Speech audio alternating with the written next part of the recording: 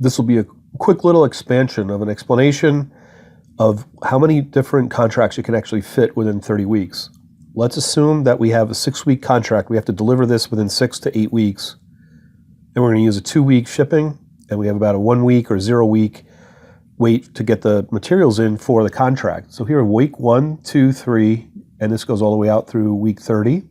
Created this little diagram here, goes out. Created a standard model of t-shirts.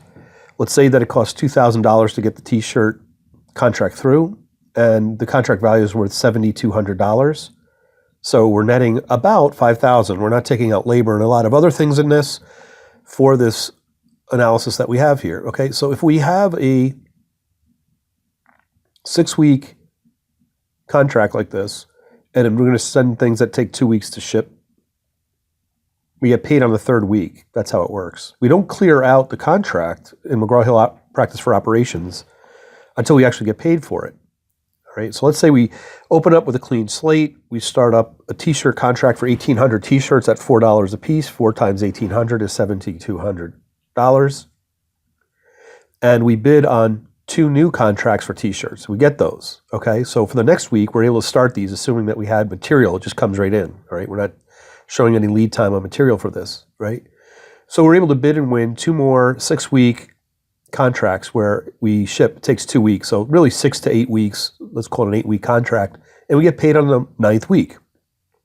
Well, we're only allowed to hold 6 contracts at any one time. We're only allowed to bid on 2 contracts at any turn or any week, okay? So there's our 2 for the 2nd week. Here's our 2 for the 3rd week. And then what happens is we're still working on the first contract. We can't fit anything in. We have to wait for that to finish, all right? Let's say it takes all the way out here before the dime drops and we actually get paid for that first contract.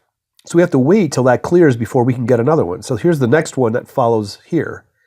Here's the next 2 that follow these 2, all right? So we end up with another block, and we have to wait for them to run through production, ship them, and get paid. And once we get paid, we're able to run another block.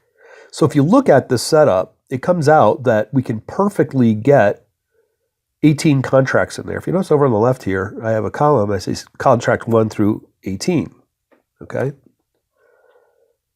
Now, you have to watch at the end. We have bookends here, okay? So we have bookends. We have to watch out. We can't take another contract after this one because this is where we get paid on week 30, okay? So we're going to get paid on week 30 if any contract goes over, okay? So this is like goes over the edge here. We're not going to get paid on that. It was a waste of time. All our effort with buying materials, running it through production, we never got paid, and you get hurt at the end of the 30 weeks, okay? Instead, let's look at the last week. I actually just copied the last contract, not the last week, but the last contract. I copied that up here. And we'll think a little bit about it. As we watch the last contract go through, we can start shutting the lights down on the factory. Certain things can happen here where we can get rid of the receiving people, the sorters. We can get rid of them. We can fire them. And then we have to pay them 2 weeks.